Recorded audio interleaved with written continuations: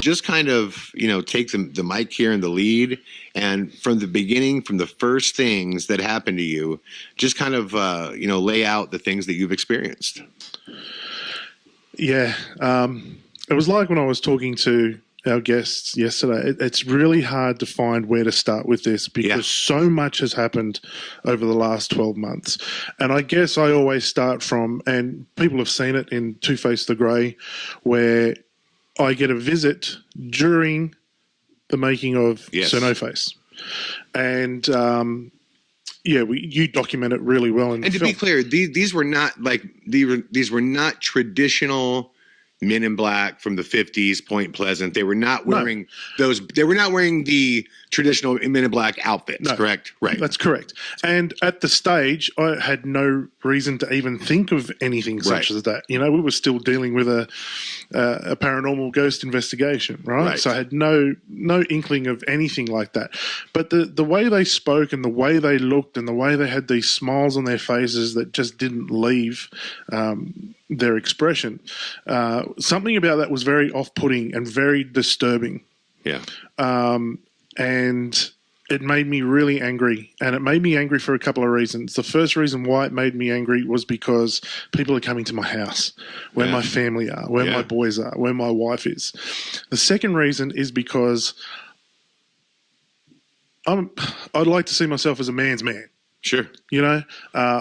Big nuts. I like to think I can look after myself. I like to think I can look after my friends. I like to think I can look after my family. Right. And to feel as intimidated as I did on that day. If something's a threat, you're the guy that says, bring it to me. Exactly. Right. But the way they intimidated me without really doing anything made me angry because I sat back later and I just went, dude, they just intimidated you at your home and you did nothing. Yeah. So that made me really angry as well. Right.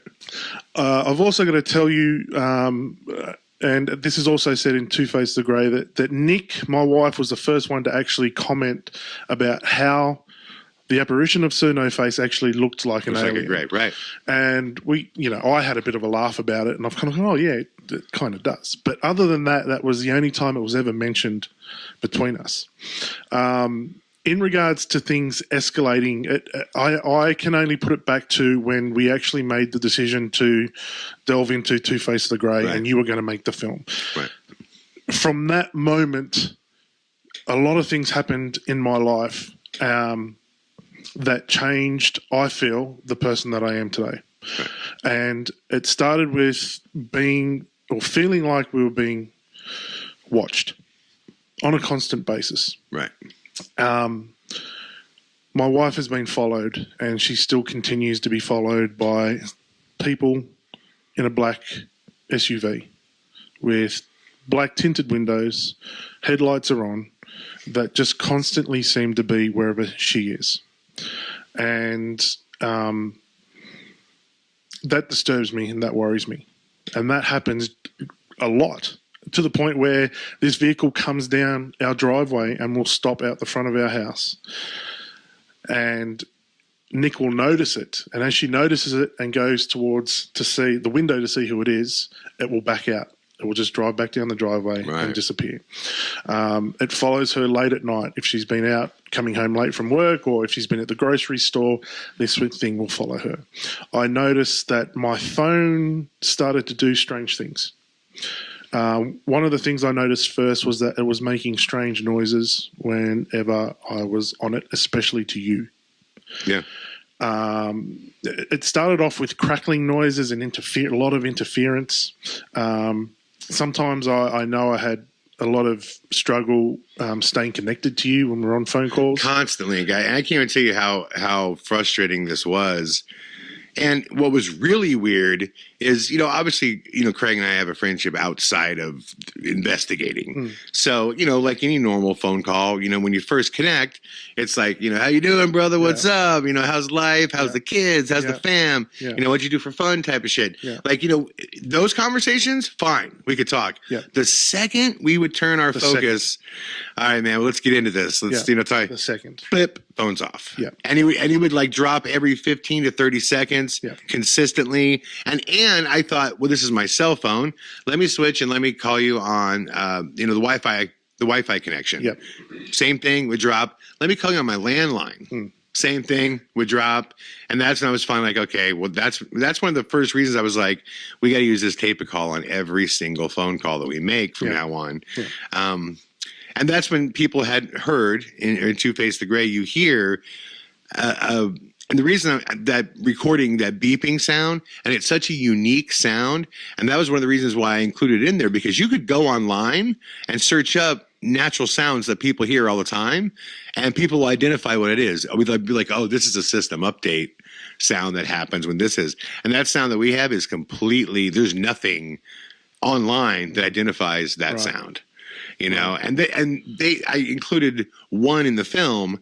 I could have included 20 of those calls with that type of stuff happening. But it was like, you don't want to do overkill. Yeah. But we both become very aware we're being surveilled. Yes. Our calls are being recorded by somebody. Yes. And we're not even saying it's the Australian government. Like, we don't know who. We don't know. And that's the truth. We don't know who. No. And through our conversations, we both kind of felt like, I think it's probably like a third party, not the U.S. government, not the Australian government, but somebody else. Because I think the U.S. government or the Australian government, they knock on your door, and they would, like in America, like if you, I'll give a stupid example.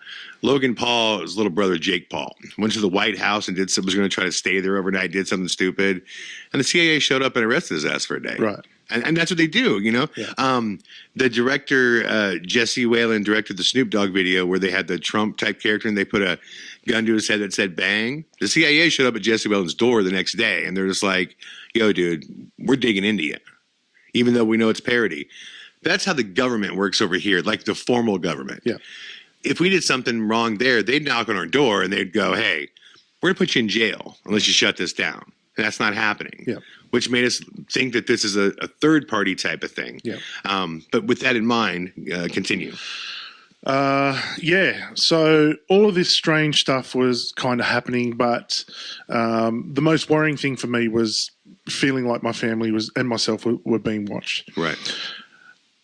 I guess the scariest thing that happened, and everything kind of escalated from this point, was back in December. I think we put it back to was when December 18th.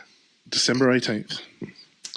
And it must have been a Friday because I have Fridays are my rostered day off. So it must have been then. I was at home and I was working on the computer. I must have been doing some editing.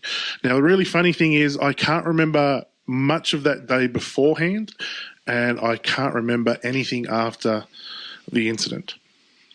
But what had happened was I was on my computer. I heard it. Well, let me do this. I have her message. Let me play this right here for everybody. Yep. I'm sitting in my house, guys, and this is the message that I get from Nikki. And you hear a part of it in the trailer to Phantom Rider that's coming out. This is the message. Hi, Chad. It's Nikki calling from Sydney, Craig's wife. I need to talk to you. Something's happened today, and it's potentially not safe for Craig to give you a call. This is my number that's hopefully come up on your mobile. Give me a buzz when you can. Thanks, Chad. Bye. And what's crazy about that is, at least on my end, I mean, obviously that's a crazy call to get, but I've grown to know Craig's family very, very well. I adore Nick. Craig's kids are they mean a ton to me too. Craig's, your youngest son literally runs and jumps and hugs me and calls me Uncle Chad. You know what I mean? Yeah. So when I landed, it was like, oh my God, I'm like in tears. I love his kid so much. And my first thought is, Craig is doing, like, I wasn't offended like he's going to call me. I was like, Craig's in protection mode.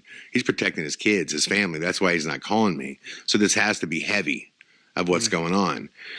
In which I called Nick back and I said, get him to some line. Some way we got to communicate. I got to know what's going on because I can't sleep at night right now until I know this dude's okay and you're okay, and take it from there as far as what happened. Yeah. Sorry, man, I'm getting emotional just Yeah. thinking about it. Hey, so I went and I got up out of my chair and I started making my way from my office to the front door. And it got to a point where I was maybe halfway between from where I was sitting to the front door. And I'll describe it as the same energy I got from the tattooed face man. That whole energy shift. There was like a barrier. It was like I walked in through jello. It was just really thick and my stomach churned. And I've experienced this on paranormal investigations when things start to go a bit dark. Your stomach flips and there's an energy change. And that happened clear as day. And I thought that's really, really strange. And as I made my way to the front door, I could see on the other side through the curtains that there were two guys standing there. And my heart sunk a little bit. And I think somewhere inside me I knew who it was, but I kept going through the process of just answering the door. I've opened the door, and those two guys that had first visited me were back.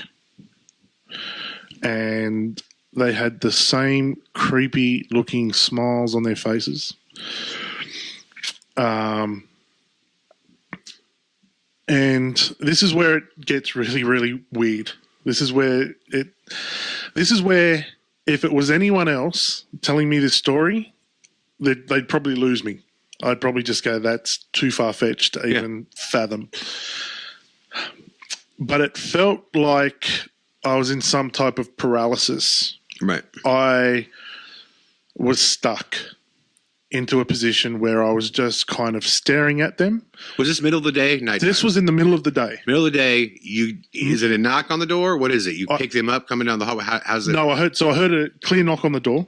I heard it a couple of times. You knock on the door. You go to the door. Yeah. Open the door. There Open these the door. guys are. Same two guys. The same two guys. Insert Noface. Okay. The same two guys wearing very similar clothing as they were the first time. They weren't in black. They weren't in anything like that. Right. I was stuck. I felt like I was paralyzed, and I quickly realized I couldn't even turn my head. So my eyes are just locked on these two characters that were in front of me. I felt my heart start to race, and I realized I couldn't even move my arms. I couldn't move my feet. I felt like there was electricity running through my body. Yeah. And I really started to panic because even though I couldn't look from side to side, out of the corner of my eye was our cat. Now, this cat suddenly appeared after we lost our dog. Okay. We had her for 13 years, a big German Shepherd. She was the protector of our family. You know, no one ever came near our house when she was around. Right. And after we lost her, this cat just appeared, and little Diesel and Nick obviously they adopted each other. Yeah. So we had a cat. I was never a cat person, but the cat was more or less asleep on the mat beside the front door. I could see out of the corner of my eye that the cat started having a seizure. The eyes were rolled back in its head, and it started frothing from the mouth, and it was just shaking on the floor. Yeah. And these two, one in particular spoke. They had the same smile on their face, and they basically told me that this was the last warning I was going to get. That I was to stop doing what I was doing immediately with you. Yeah. And they know you by name. Yeah. That the next time they come, the warnings are done and they're going to do something about it. Wow. Now, there were threats that were made even more specific than, you know, we're going to do something. The first thing that they told me was that if I don't stop doing what I'm doing with you, that files are going to be placed on my computer that will be found, and that these files will end my credibility with everyone, including my family. That's crazy. That these files will send me to jail, that these files will damage me for the rest of my life. It's crazy because my first initial thought with that, are you familiar with the Stan Romanek story? I'm very familiar with it. Right. There's a big conspiracy over whether or not you know, these like child pornography stuff was found on his computer, and he obviously claims to have nothing to do with it. And a lot of people believe that an agency like this or someone planted this. That was my first thought when you said that. So Yeah. Yeah. and clearly, I know you're not that guy. So you're not anything like, you know what I mean, Ray? You're Yeah. an amazing father Yeah. of two. And anybody who knows that, the thing when I first started kind of digging through Sir Noface, for those of you that have never seen that, Sir Noface is not my celebration of your footage. It's my attempt to catch Craig in a lie. And I had spent 2 years not only digging into Craig's life, but speaking to everybody who knows him. And universally, the first thing that everybody said is, you know, great guy, but great father. Great father. Like his boys are the world to him. You know what I mean? And clearly, I know you're not, you know, that guy. Nor would I be involved with someone that was doing something like that. Yeah, But that had to be terrifying to hear stuff like that. It was, yeah, it was. But don't forget, I'm in a state of paralysis as well. So I'm still thinking, why can't I move? Wow. Why am I stuck here?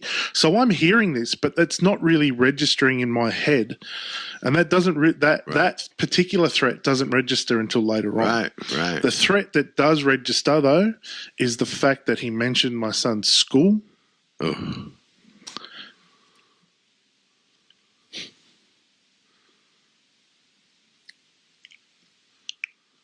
And that I couldn't do a damn thing about it.